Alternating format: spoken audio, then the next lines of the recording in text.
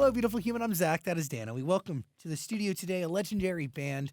You know them from their hits like Name, Iris, Slide. Here to talk about the 30th anniversary of A Boy Named Goo. Please say hello to the Goo Goo Dolls. Yeah. Hey. I'm clapping for myself again. You should. As you should. It's just, you know, like when you're listening. Well, this is all being filmed, but when I'm listening to podcasts or things like that, when everybody starts clapping, I'm just like, you know. Do you clap as a listener or no? No, I don't clap just as a think it's listener, foolish? but no, I always go, oh, they're clapping for themselves. Okay. You know, because there's never anybody in the studio. Well, sometimes you want to clap for yourself. I mean, well, okay. You have a very interesting story here. And I Okay. do wonder how much of the balance of like self-confidence and one's ability to keep going and like one's like own ability to, like essentially applaud for themselves compared to like the fuel of others. Because your career does not, like this album, A Boy Named Goo comes 5 albums in. Yeah. How many artists today have their hit 5 albums in? None. I don't know. Well, because the business has changed. I don't think it's for a lack of talent among these really young, talented kids that are writing great songs. But, you know, I just don't think a lot of the younger artists are given the opportunity by the record companies or the media companies or whatever they're called now to develop into something legitimate. You know, I mean, like our first couple of records sounded exactly like other people's records because you're still finding your feet. Yeah, we were for like sure. 20 years old, you know, when we made those 19, 20 years old, when we made the first couple of records. Excuse me. And at that point in time, you're just imitating your heroes, you know? And people do say like you do imitate until you figure out and find your own sound. Absolutely. Which, by the way, is so distinct.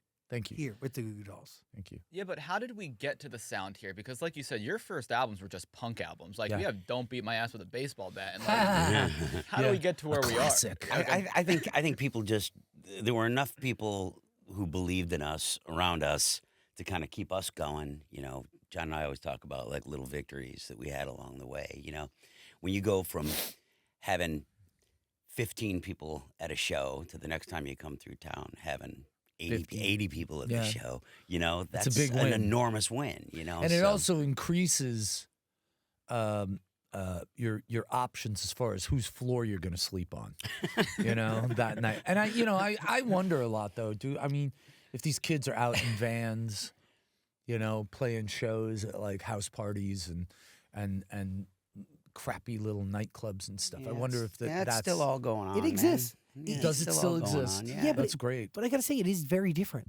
because, well, and I do want to know, like, a lot of that to get through the 5 albums, to get to A Boy Named Goo. You talk about having people support you and watching it grow, but how much of that though is like your own confidence and maybe delusion and consistency and you just rooting for you? Yeah. Well, I think excuse me, at that age you're like 20. very, very resilient. Yeah, like 20 And years you old. bounce. You know what I mean? It was like that was one of the first things, like when my wife had a baby, you know, I was like terrified of like, oh my God, I'm gonna break it. You know, and everybody was just like, nah, they bounce. But like when you're 21, 22, 23, you still bounce. Totally. And you have so much faith in yourself. And am I allowed to say this? But it's like you're more balls than brains. And you believe. And, you know, we would just talk each other up. Yeah. And we didn't have a plan B. Well, I didn't have plan B. I don't know if you did. I don't think we really thought about a plan B. I think we were just No. charging forward, you know, doing what we needed to do to, you know, try to get there to be 90 people there next time we played. Yeah. Yeah. But it's like, yeah, and it was always these little things. And like, you know, had we had the internet, I wonder if it would have gone faster because it took like 8 years for us, 9 years to get that. But we used to do things like there were all these independent underground rock and roll magazines, you know, and skate magazines and things like that. So you would look in the back of these magazines and they would have ads for fanzines. So you would mail your cassette and like a bio through the mail to this person who had a fanzine in their basement. Joey in their mommy's basement. Yeah. They were tastemakers. They were, were influencers absolutely. of their day. Now, meanwhile, they were only influencing about 90 people, but Groundswell, baby. yeah, but it created like a groundswell. Yeah.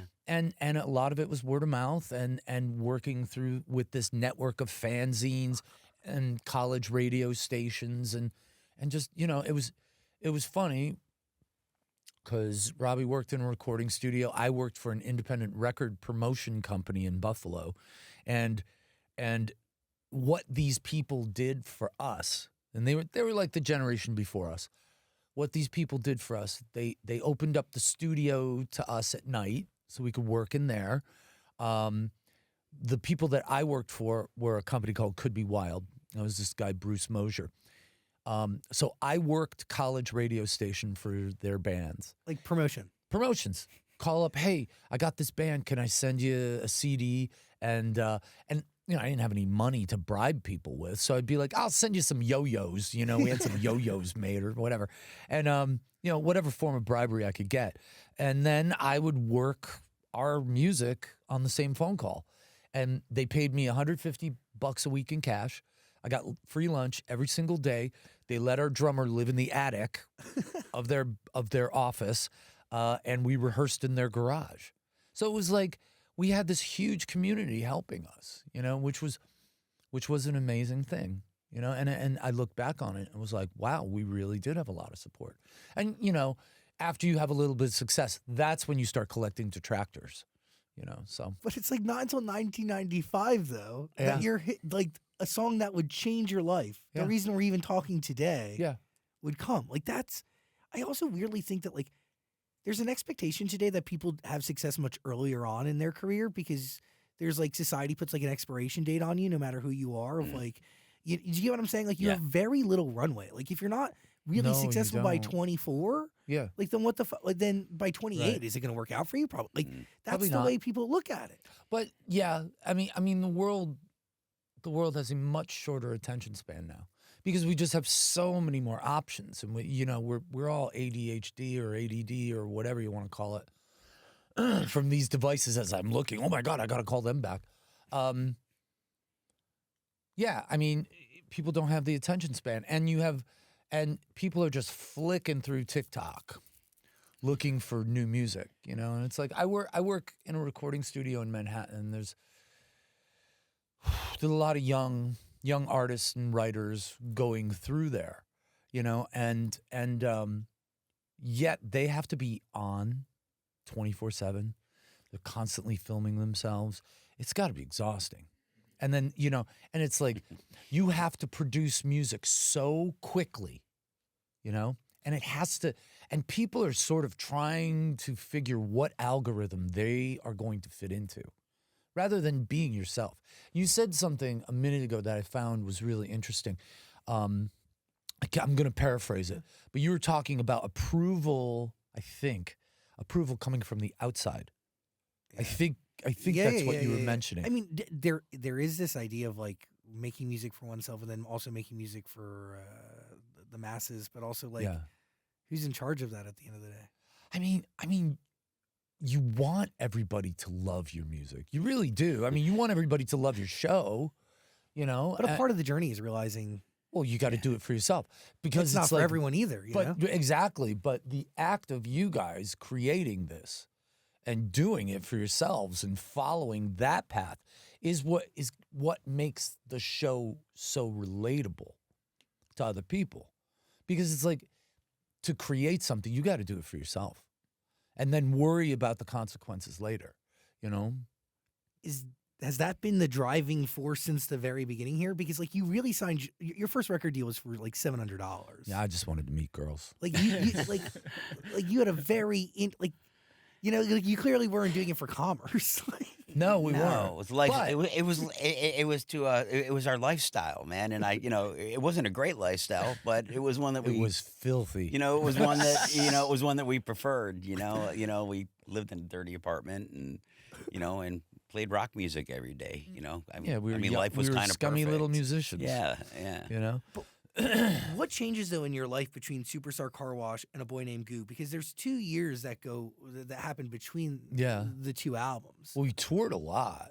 We were constantly like out. Did we have a bus by that? Yeah, point? I was gonna say, Superstar Car Wash. We got a bus, and we were like, "Ooh, this is big this time. is pretty This nice, shit's man." getting real. It was a horrible bus. What do we But need to were do to so get more? proud of it What do we because need to do to get we more had of these? been out in a van for years. I mean, out in several different vans for years. And at I don't know. Is this a PG rated? You can say whatever you want. Okay, so yeah, we were out in these vans for years. So we had this one van and we drank a lot back then. And being the resourceful young gentleman that we were, we had this horrible van that we lived in. All of our equipment was in, But in the back of this van, there was a hole rusted through the floor in the back of the van. And we were drinking so much at the time to get from, what would normally be a 2-hour drive would take 8 hours because we were just drinking and stopping all the time to go to the bathroom.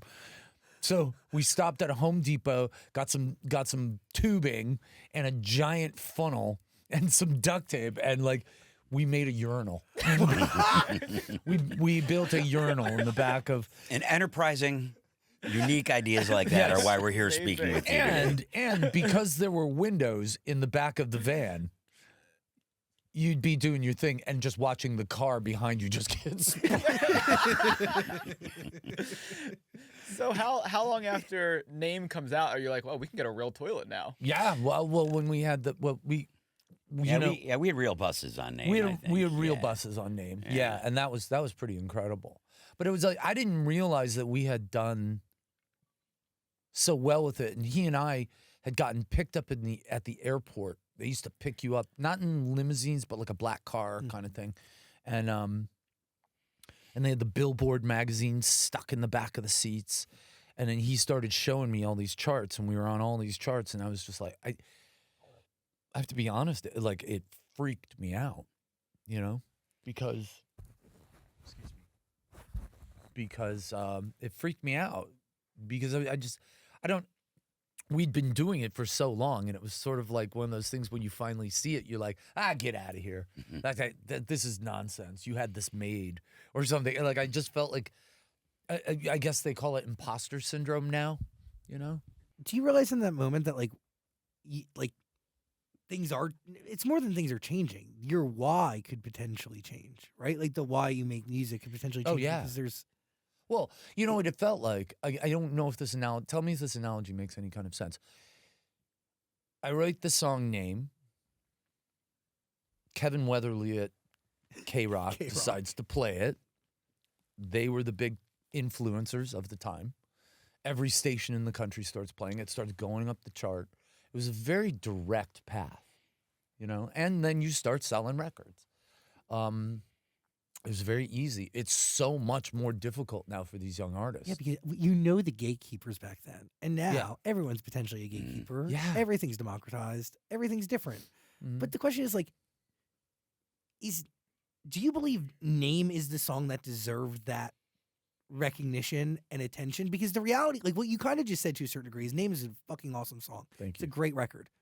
But there is potential that Naked's my favorite off the album. But Kevin could have done that with that another song. We song. still play that song. He could have done it with We Are the Normal. You know what I mean? Yeah. There could have been a song previous to that one. There could have been, but at the time, what happened? Like I said, we were working on another song on the album called Flat Top. I believe. We were working on the video as he added it. we were on the set making the video, and somebody from the record company comes onto the set and says, "Stop! We have to make a video for this other song." Why? Because Kevin Weatherly added it to K-Rock. That's how It's important going into K-Rock heavy was at the rotation. time, yeah. So the entire machinery just stopped, and we just pissed away $100,000 making a video. Yeah. And Imagine that. Imagine that. But and then we made a video for Name very quickly, and it went. But what I felt at the time was, okay, wow, we actually had a hit. and we wound up having the #1 song in the country. Freaking me out. Pretty heady place to be. And I felt like everybody looked at me and was like, great job, John. You just bought the winning lottery ticket. Now do it again. And then I'm just sort of like, how do I do this again? And it really freaked me out. And then I had to get into a headspace where it's like, don't even think about doing it again. Oh, and between those, think about doing it again. and between those two things, we found out that we weren't going to make any money Oh yeah. from the first miracle Why not? that happened. Just bad record deals and Yeah, that kind of thing. we signed the shit record deal. Yeah. That's the it's the offering to the gods of rock stardom. You gotta either someone in your band's gotta die or you gotta get completely screwed. Or have a super rich parent. Yes, Yeah, now no, that's what yeah. works. But the reality there is like two things. Yes, like you have a hit, you make no money from it because of shitty deals. Mhm. You have a newfound pressure Yeah. of what music means and the reach it has and all the stuff that comes with it. Yeah. But that creates this writer's block in you Yeah. that turns you in a direction of like writing for a movie. Yeah. And I can make the case, quite frankly, that Iris is one of the greatest songs ever written on planet Earth. Thank you. It is one of the only songs out of every song I've ever heard that takes on a totally different story. The lyrics mean something totally different based on the person who's singing it to you. Yeah. It is fucking magical. Oh, thank you. Wow. But is that accurate though? Like that, you only turn to that because of, and all the stuff going on in your life leads to this Yeah. next album. Well, yeah, it did. I mean, I was going through a divorce. I was living in a not very nice hotel here in Los Angeles, and I was starting a new relationship. I was sitting there going, "Oh my God, what? Like, where is my life?" It was just everything got upended at once. And yeah, it was hard to concentrate on writing. And then I felt, why too? What really here's the other thing that was happening at that time. A lot of people were happy for us. But there's obviously, and I'm sure you've experienced this too, people you come up with, some of them are like, awesome job, guys. You guys are doing great. I love it, man. I'm happy for you. But then there's that little group of people that are like, fuck you assholes. I could have done this better than you. And so there was a little of that going on. So it felt kind of lonely in a weird way. It was like, I almost felt guilty. Like, well, wow, we're doing so much better than this whole group of people that we came up with, like, and it was weird because it was like, yeah, it was like almost like that imposter thing again. So, but I wanted to, I mean, I had to keep going because this is all I ever knew. You know what I mean? 100%. Yeah.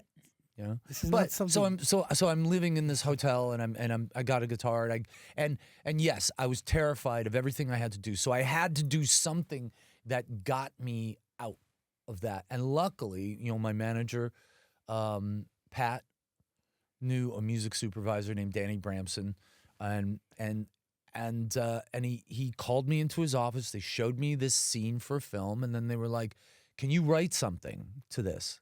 And I was like, and that's when I learned it was like, oh my God, like writing for film is pretty interesting because you have your subject matter in front of you, and it's like, I was in a supportive role for a bigger vision, which I was very comfortable with. I liked that. Like, it wasn't my vision, it was someone else's. And I was there to support that and to drive that message home. And it was funny because Danny showed me scenes from movies with no music. Then he showed me the scene with the music. Amazing. And it was like, Different oh story. shit. The emotional impact of the right 30 seconds of music is incredible in film. Was it any part of it like less pressure because your story's not in it? Yeah, yeah. It was sort of like, yeah, it was not autobiographical. So it was almost like I can say anything because it's not me, it's Nicolas Cage. Yeah, it's Seth the Angel. Yeah, right. And then I just asked myself the question, what would I say if I was that guy? And and it was like, and then it worked. How long did it take you to write it? A couple of hours. So a You couple know. hours and you write that, what some people call the greatest song of all time. Well, yeah, I guess, but and then Robby and I, who are very much, our roots are steeped in very melodic punk and college rock at the time. We loved bands like the Descendants and all, which is same band, but and Husker Du and the Replacements. But, I also loved Depeche Mode and Elvis Costello and Cocteau Twins and all these other bands. And so this great mix of music. I just love hooks, and then I would throw Def Leppard in there with it. You grew up on you know. greatest hits albums. Yes, I grew up on Greatest Hits record because we were poor, And it's like, once a month we got to buy an album.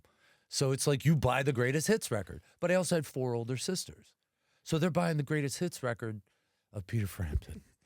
Of pop records, the Bee Gees. And I'm like, so yeah, it was inevitable that I was going to have some sort of pop sensibility because I was just getting pounded in the head with these pop songs my whole life, And there was a point in time, long time ago, and because I'm 59 now, so it's kind of like when I was a kid, there was an AM radio station that these AM radio stations played music. Like they had a playlist and they played big hit songs from the 70s.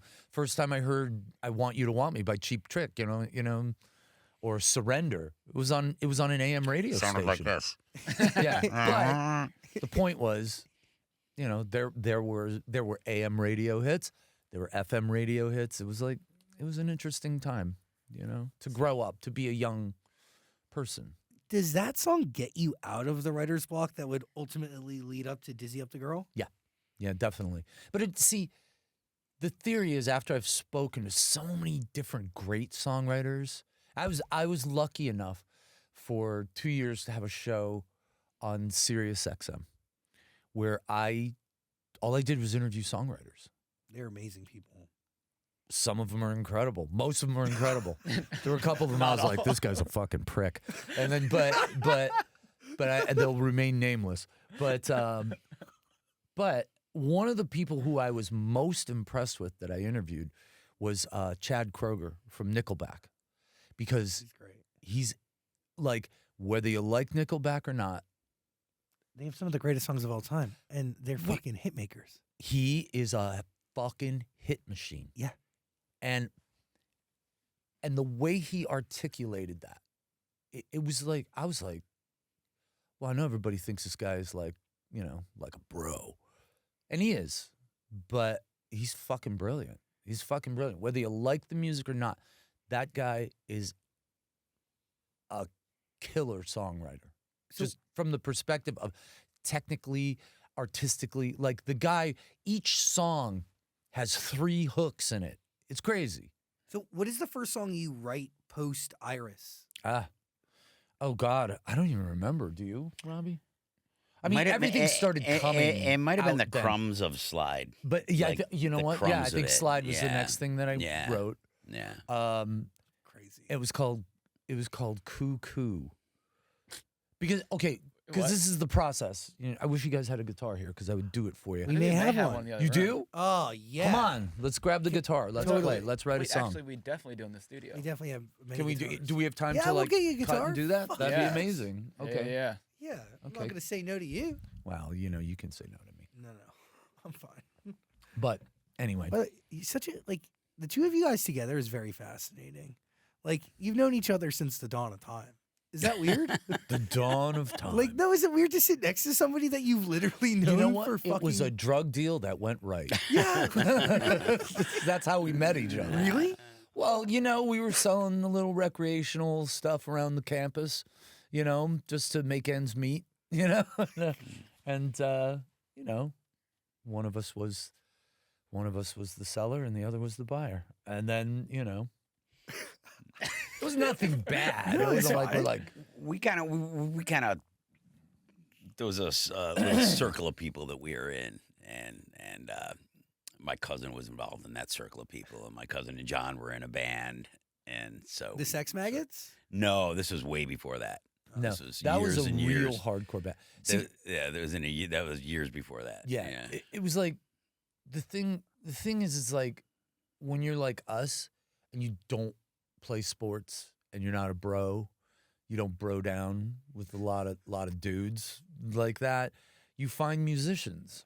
You know, if you suck at sports, you know, you're not interested in whatever.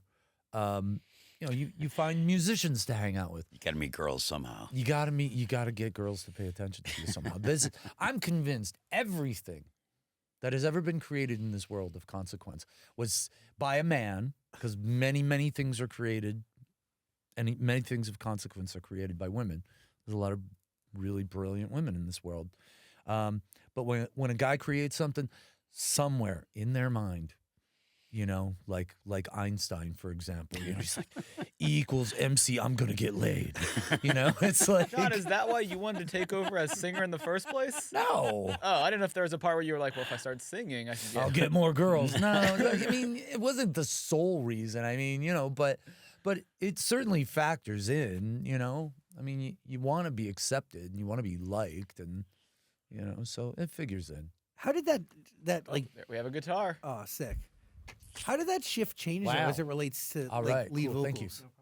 To what? How did this shift happen as it relates to lead vocals? Like, is that a conversation? Does it just happen with Well, songs? you know, like when your band's together for 40 years, Yeah, you're blending. you and- get to,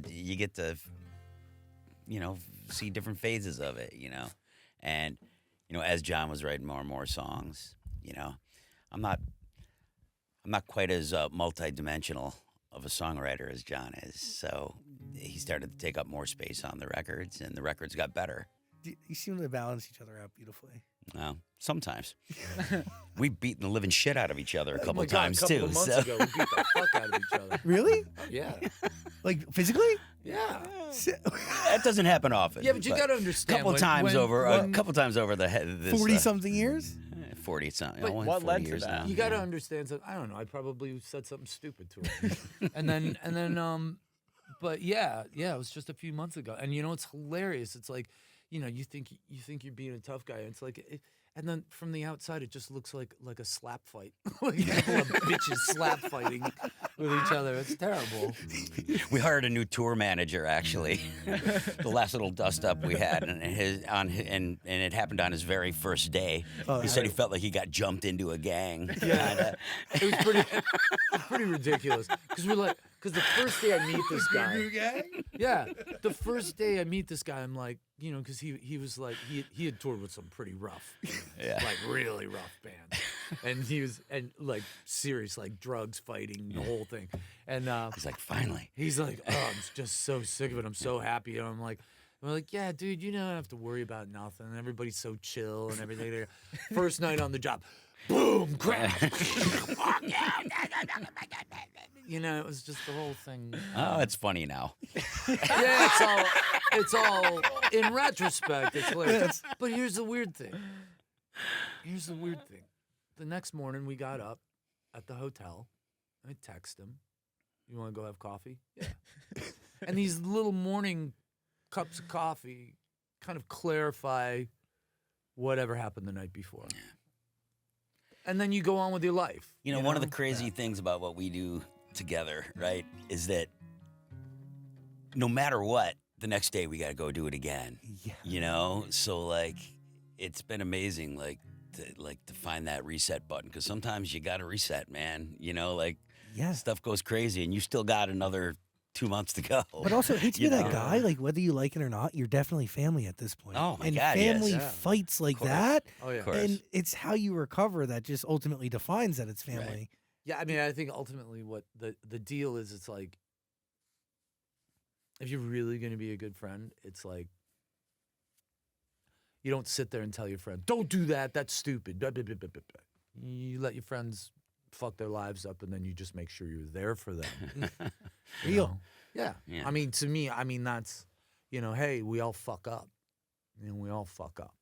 And it's like we all make mistakes and we're all cruel to each other and insensitive to each other at times. But then, you just got to, sometimes you got to say you're sorry and just try to move on with it. I'm not ready to give this up. And it's like, and I don't hate the guy. I don't give a fuck if he hates me, but I don't hate him. See? And I just say that. I just say that. Look, I grew up, I had 4 sisters, okay? I got 4 older sisters. I don't know shit about guys. I don't know shit about guys until I start hanging out with him, and then you're out on tour and you're with 40 guys and no women. And it's amazing. It turns into a filthy pirate ship. It's crazy. But I mean, if you're gonna have a relationship, you got to be able to admit when you're wrong. And that sucks. It sucks admitting you're wrong, I think. It allows you to learn, though. It does allow you to learn if you don't let your pride get in the way. In a non-delusional way. Right. And it's like we've seen, but the other thing too is he and I have seen so many bands from our thing, from the mid to late 90s into the 2000s. Bro, where are they? Come and go. Yes. The way that they Come and go and come and go and come and go. and the Some way of them. that these guys like fucking hate each other. Yeah. And you're like, what happened?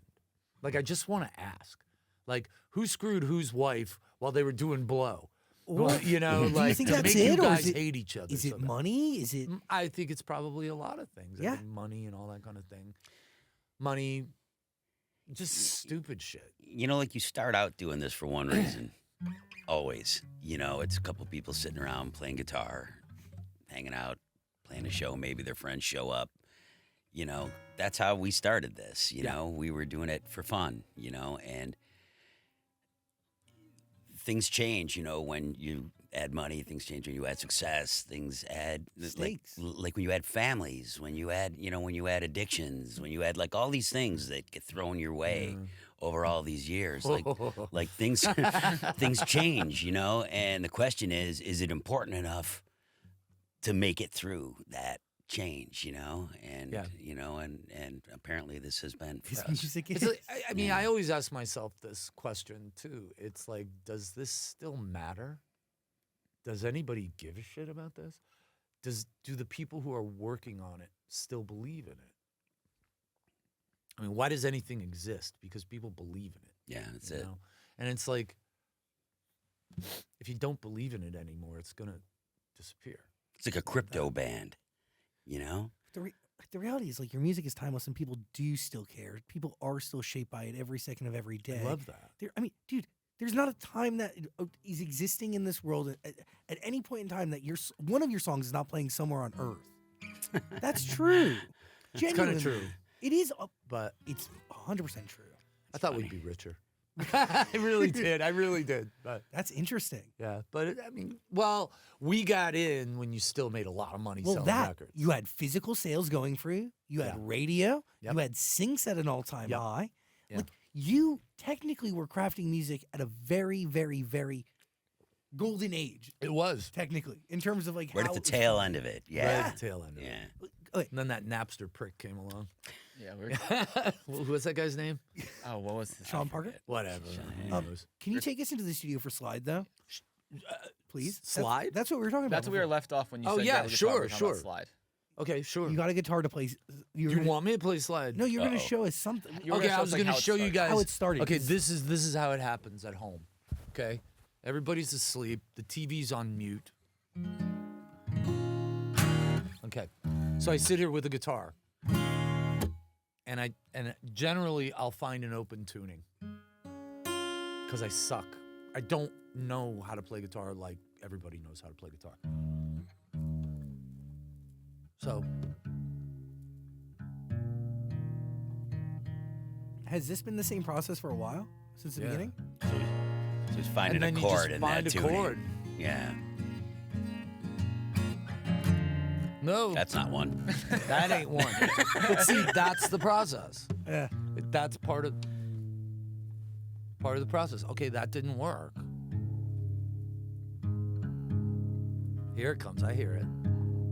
It's coming.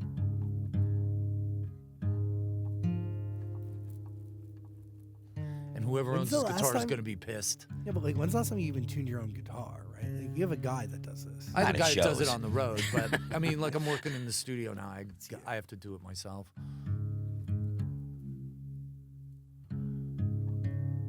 You can edit this bullshit out. Okay, that's better.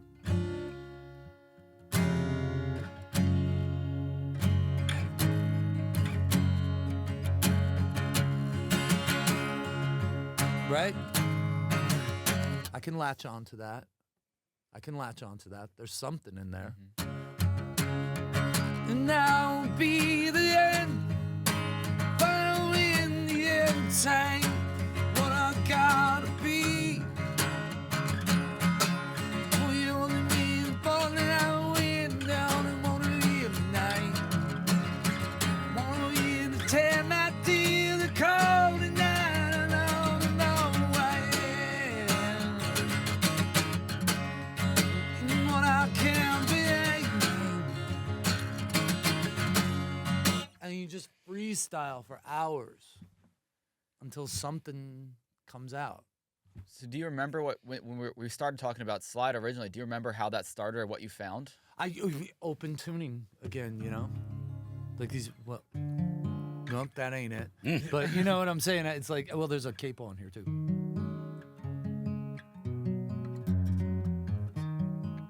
Sort of. I don't know. Yeah, what but the it's tuning is. in there. It's in there. Yeah, 100%. It's in there. But that's the thing. It's like you're standing there and you're just chipping away at some block of whatever, you know? And then something comes out. So with a record like Slide, for instance, like you come in with crumbs, but like, how are you? What is the story? Like, when does slide, the actual word, because it's present throughout the song, when does that present itself? So, okay, so let's just pretend this is slide. Yeah. Right? It's not perfect, but you mumble. So you're mumbling while you're You're playing. mumbling.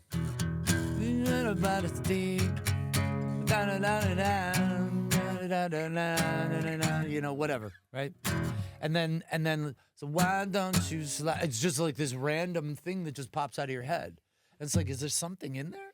Slide. What the hell does that mean? I don't know. We were You just start messing around. we were working on that record with Rob Cavallo, who produced A couple of our albums. most. I think the whole Dizzy record, a little bit of the Boy Named Goo record, but he was kind of very in like the rehearsals and stuff for these. So we would come in with these crumbs, and he'd be sitting with us. So we were kind of playing as a four-piece when he would come in with these ideas, and John would be playing acoustic, Rob would be playing electric, and so like a lot of these songs really kind of came together as songs in the rehearsal room, which you know, that doesn't happen all that much anymore. Are you realizing that a song like Slide, is that written at all, or is there traces of your reality in those lyrics, or is Oh it yeah, yeah. I mean, that song is, you know, there's a lot going on in that song. You know, I mean, and it's like, and then when you get down, sometimes, but then you don't know what the story is, or I don't know what the story is going to be. You know, I don't know. It's like I latched onto that one word slide, and then like just, and then you sit there and you just trial and error, and like pages and pages and pages of lyrics. Like when you're mumbling, you're looking for rhythms, and you're looking for like the vowels, like The you know, cadence yeah, and, the like- cadence and you know the consonants that might sound good, you know, and then once that happens, you know, you start to put words to it. Name? What is that song actually about? Name I was friends with a girl, that girl Kennedy, she was on, you probably don't remember her. She was on MTV. I think she's on Fox now. She's an arch Republican. Was she like a VJ? She was a VJ. yeah. She was like the alternative nation VJ or something like that. I don't know. So she and I met each other and we became friends. And so I would take the train from Buffalo down to New York and I'd go see her and we'd hang out and we would go eat borscht. at some Ukrainian restaurant in Manhattan, and we would just sit and hang out and talk. And I was fascinated by her because she was, you know, she was about 10 years younger than I was, and not even 10 years younger, but she was just, I just respected her so much because she had the balls to like leave her home, go to New York, get this job with MTV, just like really like went out on this crazy adventure, and she was fearless, and I loved her. I just thought she was just such the funniest, craziest person I knew at the time, and we became friends, and you know, and then that song, she was getting more and more famous. I was not at the time, and but it was like, I don't know, it was just something about her life and her experience and her adventure just sort of sparked those lyrics inside me. I was just thinking about her. I was just thinking about my friend. That's all. At what point do you realize what the song's about, and that it has connections to her? When my ex-wife asked me, "What is that about?" And then you go, "You're not allowed to ask me what anything is about." That doesn't work. That doesn't work. I mean, to be fair, like, you know, you live a whole life before you meet your partner. You know. Yeah. You know, I mean, yeah. Yeah, you live your whole life, and then you live your second life after they leave. But you know, I mean, it's like art is one of those things, music is one of those things, any of this. It's like there has to, the space of it has to be respected. You know, you have to respect the space of it. Does Kennedy know the song's about her? Yeah, we talked about it, you know, for a little bit, you know, and it was, you know, I mean, I don't know. She's married and got kids and a husband, and she's been married forever and all that kind of stuff. And like, you know, but I had never met anyone like that before. She was fucking crazy and fun. Any of that fearlessness inspire you? Yeah. Yeah. She was way more fearless than I was, you know. I do believe in you are the company you keep. And even if it's people who are just around for a season, you know, you learn a lot from them, and they push you to do things that. So who inspires you guys? I've been inspired by countless friends of mine over the years. Countless. Isn't that amazing? Yeah, I've also been like lucky enough to have some of the best, most incredible human beings. Yeah. And when you watch them do things, like you watch Kennedy, like live her truth and live out her dreams and work every day to achieve those, and with that comes fearlessness. Like it pushes you. It is motivational. Like, yeah. It's very true. You are the people you are around. Yeah, definitely. You know, and it's amazing. It's amazing because I have an 8-year-old daughter, and it's like she is exactly like I was. And my parents, holy shit, man, they would just beat the fucking snot out of me to get me to stay in line and all, you know. And like when she's acting up and acting like me, I have to take a breath and just go, how do I wish they treated me? Yeah. And that's how I try to treat her.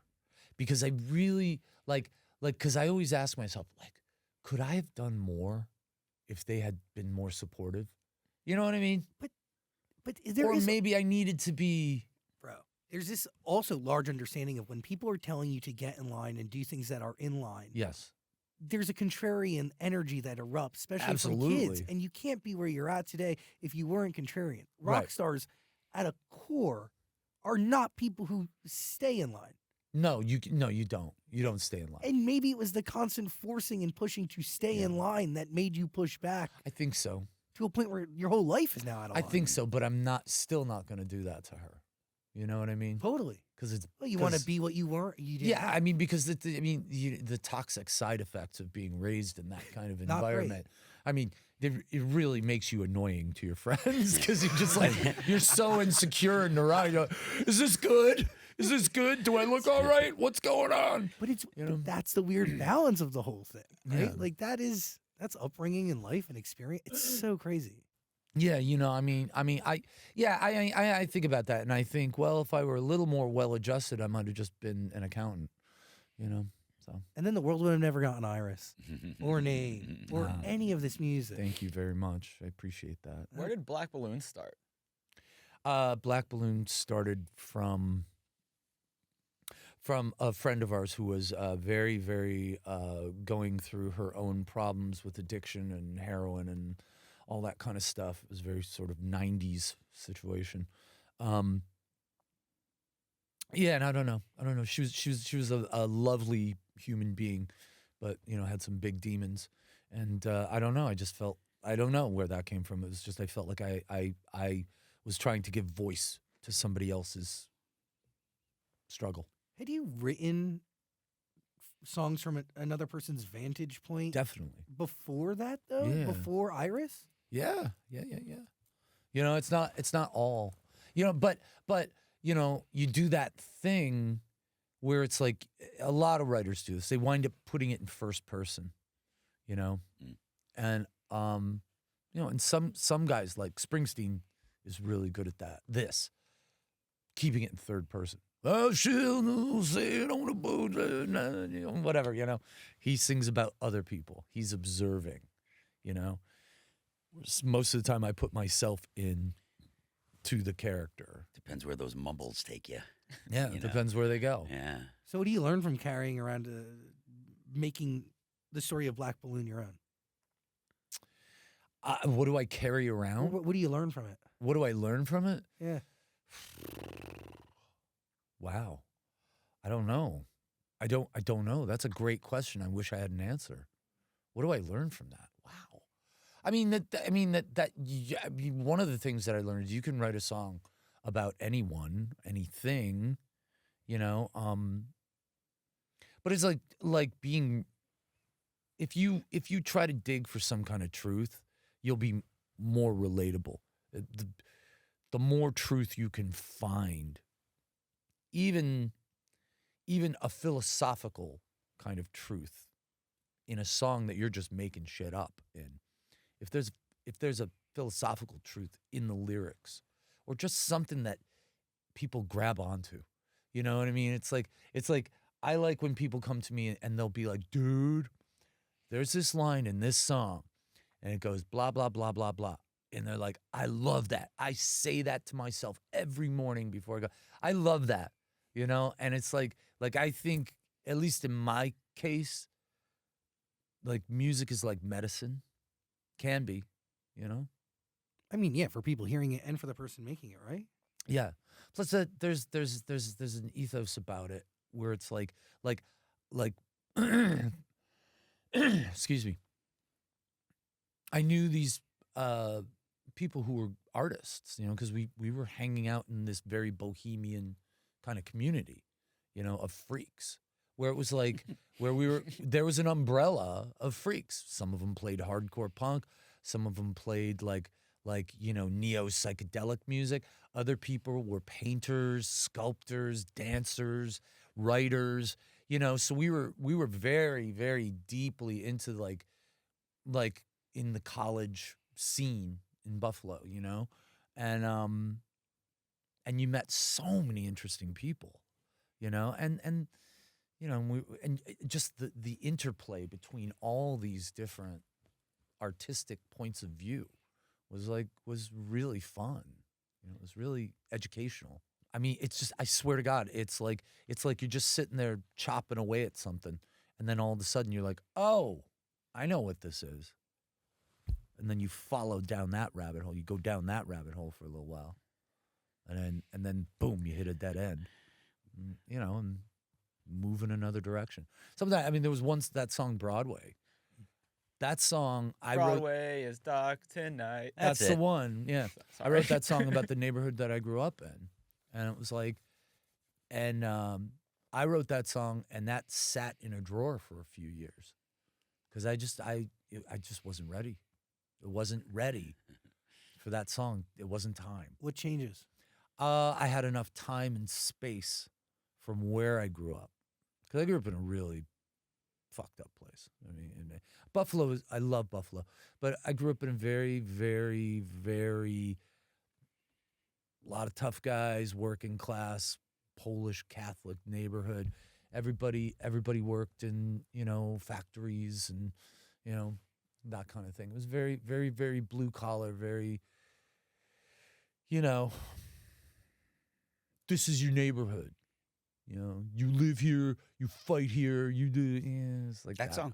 That song's like really specific lyrically. I feel like What? like it really talks about what It's very what's happening. You know, it's very. we tend to like sing about like really general things in real specific terms. Well, you can get or, oblique. or real specific things in really general terms. But like that song is pretty Yeah, cut and dry, man. it was pretty cut and dry, and it was like I was kind of an outcast in that neighborhood. So like when my mom and my dad died, and then my mom died right after that, within a year, and it was really it was tragic, etc., whatever. But there was also an opportunity in that only a 16-year-old could see. You know what I'm saying? Totally. Because you're so resilient and you are optimistic down to a cellular level, and you have this certain air of invincibility about you. And I looked at it as an opportunity. and like- a guitar. And a guitar. I got out of that neighborhood that I grew up in. I moved up to the college neighborhood, and all of a sudden it was like the world just fucking exploded in front of me. Not exploded in a bad way, but what the world could be. Yeah, potential was seen. The potential of everything. Yeah. And like all kinds of people from all over the world. Like and and like being forced to have roommates and dealing with people you had never seen before, because I had grown up in this very insular community, and By the way, like you go to college and you still study plumbing. So like it's yes.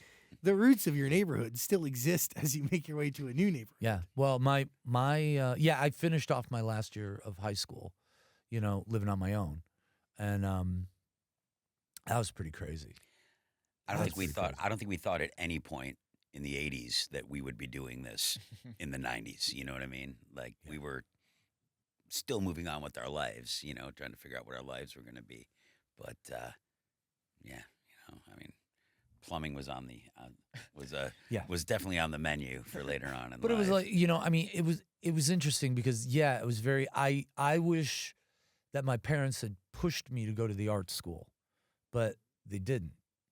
Because we gonna be a fucking artist? Yeah. Give me a break. That's rich people shit. And it's so it was like, okay, well, we have to find something pragmatic to do. And and then I got a job being an apprentice after I graduated from high school. So I was a plumber's apprentice. And you're outside digging ditches in November in Buffalo? Forget it. I was like, I'm going to college. It's good motivation. I'm going to college.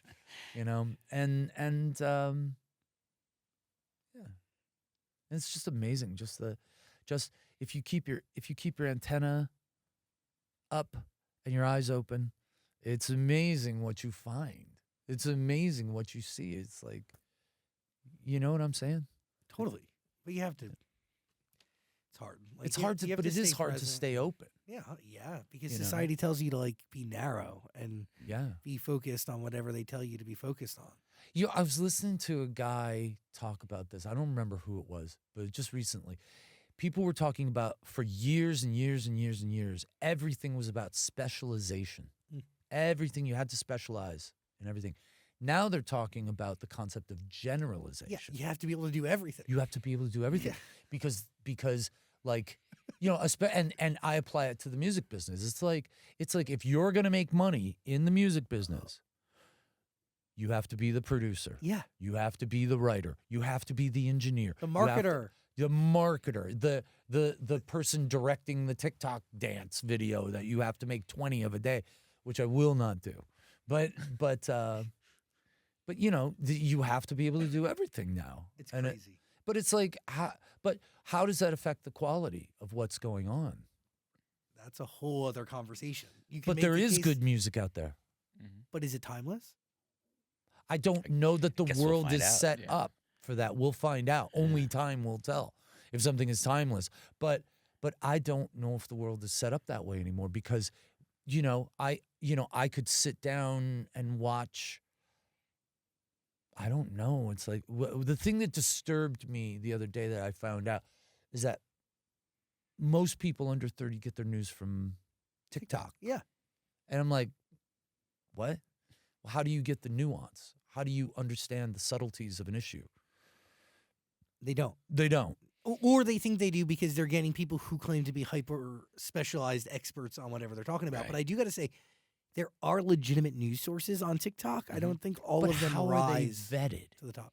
How do you vet something No, like that? that whole other discussion of what vetting really means in 2025 as it relates to, again, everything's democratized. All forms of media. Journalism is included in that. Right, but consensus doesn't necessarily equal truth. I totally agree with You know? that. I mean, yeah, verifying, validating, Yeah. running things through sources. And there's not even a consensus on what the legitimate media is Oh, here. You know, it's crazy. You know, like but because, we live in an age where when you go to the White House press briefing room today, you're seeing influencers next to CNN, next to, random kids yeah, who like sneak into places to and pretend to be journalists. Like it's Yeah. a whole different Yeah. we're living in a different world in so many Yes. different facets. Feels And the Associated Press isn't allowed. Yeah, and they're not there. What the fuck is that? It's crazy, isn't it? Okay. Yeah, well, yes. And, and today they're going to go arrest a judge. You know what? I know. But you know what I say? Better No days. politics. Better days are there coming. you go. I did want to ask you guys were Better days are coming. I think we're going to have to go through a lot of pain, though, to get to them. Oh yeah. By the way, can I just talk? Can we just talk about Better Days real quick, and then we Of can move on course. to whatever you want to talk? I just want to ask one. Yeah, go ahead. That's really a timeless record. Better Days. Thank you. I mean, but that comes years later. Yeah. I mean, written from reality or written just from what? You know what? Somebody called Target. Walmart, No, it was Target. was it? Who cares? It was one of them. It was one of them. Some big box store. Yeah. They're putting out a Christmas compilation record, and and they asked us to be on it, and there were a lot of cool bands on it, and so we're like, okay, fine. So I didn't want to do Jingle Bells or Oh Holy Night or whatever, so we wanted to. I just wrote my own song, so that was it. It was a Christmas song. Better Days is a Christmas song. Yeah. for a Initially, Christmas it was a album, yeah. Christmas song, but what happened was, What's the first line? you asked me what I want this year. Oh my! I'll try to make this kind and clear. Just a chance that maybe we'll find better days. Yeah. Don't need boxes wrapped in string, designer love, empty things. Right? Yeah, but there's syncs in culture that gave new meaning to the record. Yeah. Well, okay, Hurricane Yeah. Katrina happened. Yeah. So CNN grabbed that song and used it as part of the campaign to help with the fundraising and all that. So it took on a completely different meaning. Right? And I was so grateful that that song actually moved the needle just a little bit, moved the needle Helped. and helped a lot of people, was the catalyst to help a lot of people. CNN did all the heavy lifting. But again, someone's sitting there going, please send money to help the people. What's your relationship with planes these days? What's that? What's your relationship with planes these days? Earplugs, a gummy. We're in too many of them. Yeah, we're in way too many airplanes. Yeah. But we're okay. We're okay. You had a really interesting incident. You almost died. I mean, that's the Yeah. truth, Literally, right? literally. Yeah, full on crash. Yeah. Yeah. Yeah. Wheels. And you know bro- what the crazy wheels thing? broke off. whole You know what the thing. crazy thing about that is? Okay, well, we should continue this story. Go ahead. I'm sorry. No, I- no, I'm no, no, no, interrupting. no, no. Okay. No, good. Okay, so we literally get in a plane crash, and in Sicily, and I'm like, holy fucking Leonard Skinner, man, this is bullshit. And but we had time to circle around to burn the fuel off, right? Because the less fuel, the less Chance of- explosion, whatever. So and I'm like, so we had time to think about how we were gonna die. Damn. Because this guy's going around and around. And so I'm like, okay, it's not the impact, it's the fire that kills you. So I'm taking like a leather jacket over my head and like, okay, get all this foam away from you. You know, like, so then this plane hit the ground, boom, and the luggage compartments fell down. Slides came out. And it it slid right off the runway, and the engine is smoking, and Hit the a bunch of thing's trees. broken. The Yeah. wheels are blown out on the thing. Oh my God. It was nuts. But- I'm like, but- I'm booking a boat home. But Like, here's guys in a rock band, right? We're like, is everybody all right? Head count, good. All right, call our publicist. Paul Public. Like right now. Now, and I was the most popular. I was the most popular guy on that flight because we had spent the night at an Air Force base in Germany called Ramstein. Huge Air Force base, like, and they put us in these rooms where like the president stays and like the general stays, and they had porno on the TV. It was awesome, and you also had your own butler. What? You also had your own butler, right? And this mini We need bar, to get Doge on this, man. this mini bar was spectacular. It was the best mini bar I ever saw in my life. It had so much booze in it. So, and this German woman who was the butler for the room comes in. She says, "If you need anything else, you call me. I will bring it back to you." I go, "Thank you very much." She closes the door. I opened up my backpack, literally emptied every bottle of booze out of the minibar and called her. I said, "The minibar is empty." She goes, "You just checked in." And I go, "Yes, but the minibar is empty." And she came back and they refilled it and I emptied it again into the backpack. Wait, so you end up at an Air Force base? Well, yeah, It was a military it was a tour military that we were tour. on. Yeah. Oh, we were doing like a whoa. USO type. And that was the second air incident we had on that trip as well. We were in a smaller plane flying from like over the ocean to Bosnia. Oh and- my God. And the door popped open. And What? yeah, in the middle of the flight. Yeah. Okay. So this is what Planes happened. are you on? We hear this insane whistling. Whee! Right. So apparently, some very smart person from Boeing said, "Hey, what do you do if the seal on the door breaks?" "Oh, well, let's make it so it whistles really loud." Okay, great. So it's whistling like crazy. We're freaking terrified, 3 hours. right? So this 3 guy, hours either way to land. So this guy goes in the back of the plane and takes a bunch of rags and soaks them in water and rolls them up and puts them up against the seal, and they freeze. The rags froze the door shut on the airplane. And then we flew for another. And then 3 we hours. flew back. Wait, he's smart. He's very smart. Yeah. And he was in the military. He was in the Navy, I believe. Yeah. And he surfed in. Like he stood while the plane was landing until it landed. He stood for the landing and surfed it in. Brilliant guy. That was a crazy trip, man. We That was played a on crazy trip. aircraft carriers. We played in bunkers in Bahrain. We played like in an underground bunker that was Yeah. surrounded by these massive bales of sand and concrete. yeah, good. Like we were down in it, and these soldiers, they were going They were going fucking nuts. nuts. Man. They were a having great so time. much fun. We got to, we're from Buffalo. We got to go on an aircraft carrier and make chicken wings. Yeah. In this insane kitchen on an aircraft carrier.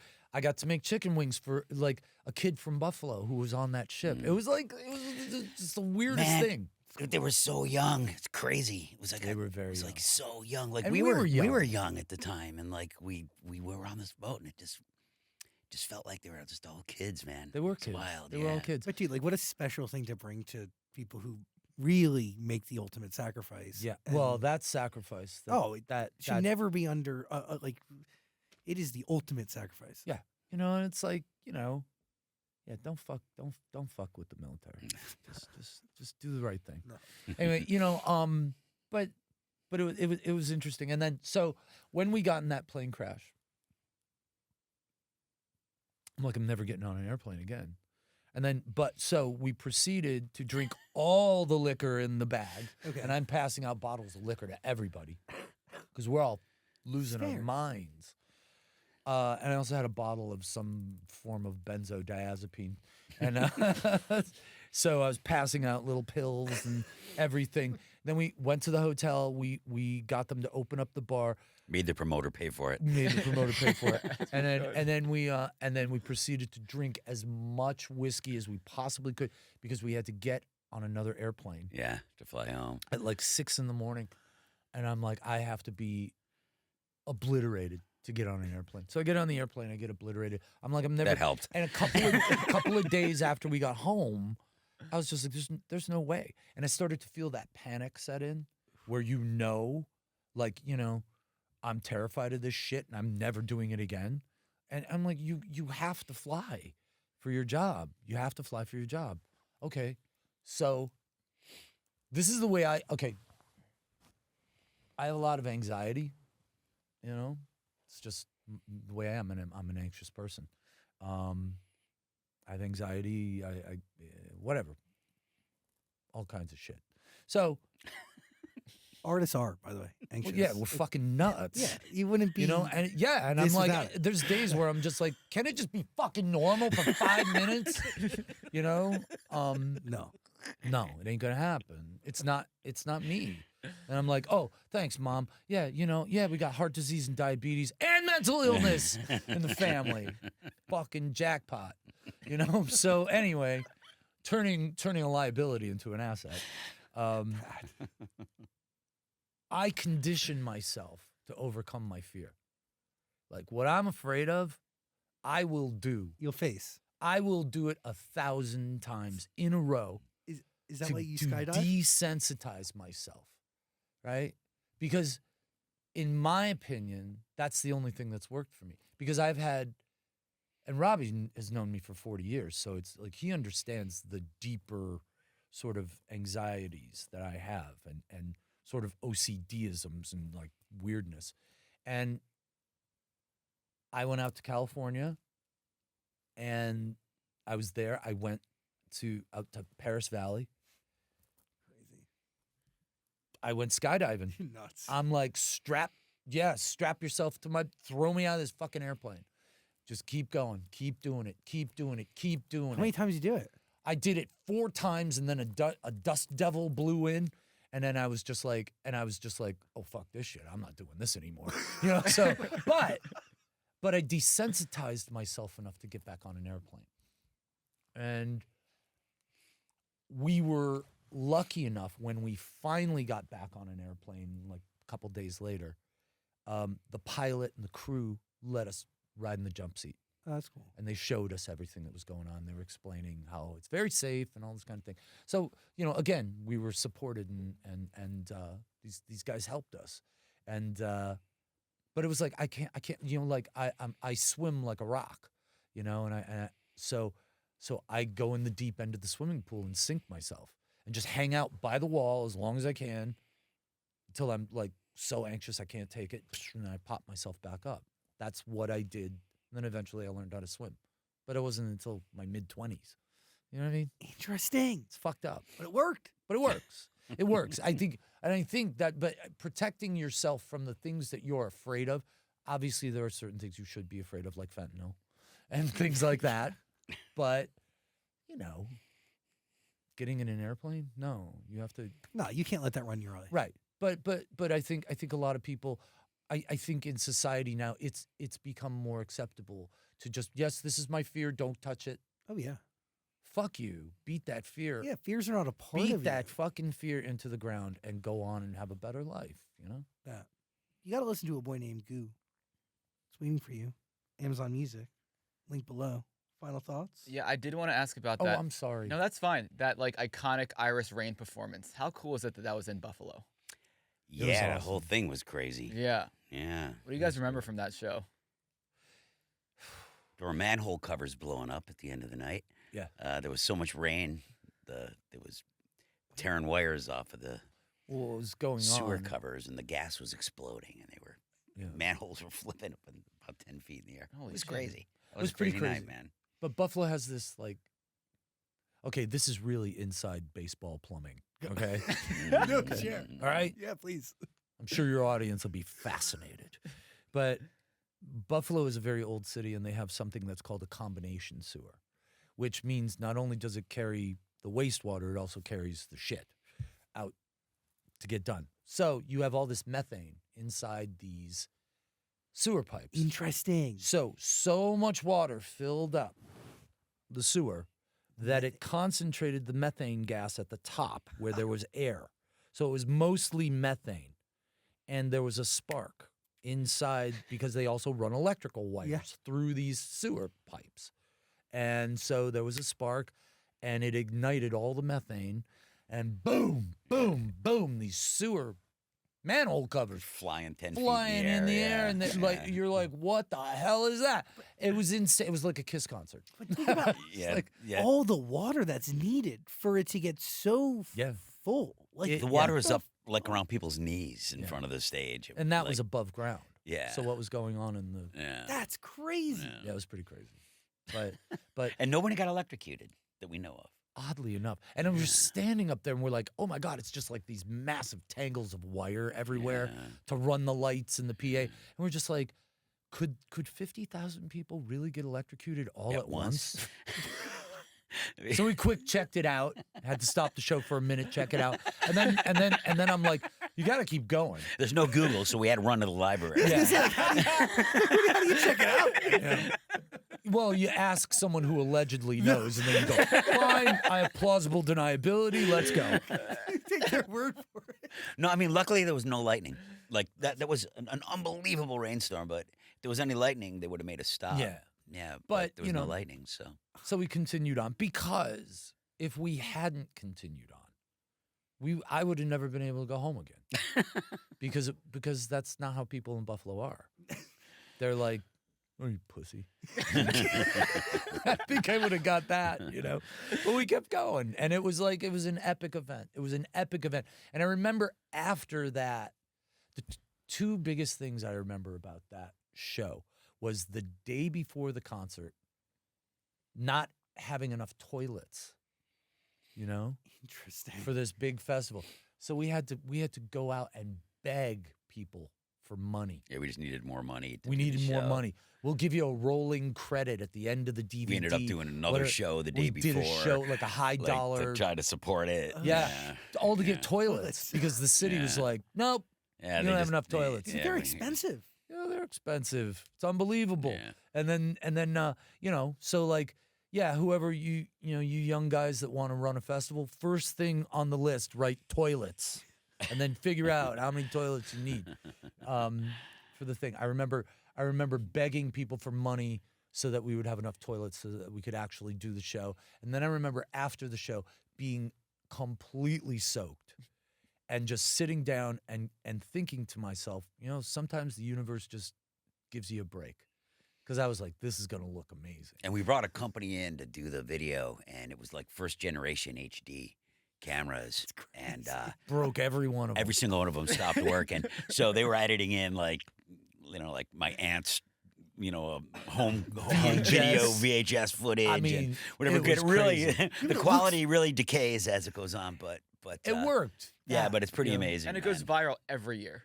Yeah. Does it really? Every year that goes viral. It just went viral like a month or two ago. Wow. It's like because it's introducing you guys to a new audience.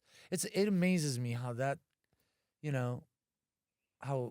wrote a couple of songs that managed to age well enough so that it has a new life, But do those songs take new meaning to you? Like Iris, right? Like a I song. feel fucking old. Yeah. No, but like, does a song like Iris mean something different today? Even though it was never written about your reality, it was written about a whole movie. But like, do you find your own meaning in it? I mean, I'm grateful for it. Oh my God, I actually have a little fund set up for my kid to go to college. Crazy. Pretty crazy. But the thing is, it's like the thing that hits me in the heart the most is when somebody talks to me about what that song or another song or another song or another song means to them. And then because it brings the reality back into it of, oh, wow, hey, yo, man, I'm not patting myself on the back, but it's like, hey, man, you said something that affected someone. and then the one part of my brain goes, well, be careful what you say. And then the second thing is, you should be really grateful that you had the opportunity, that something like that came into your life. Yes.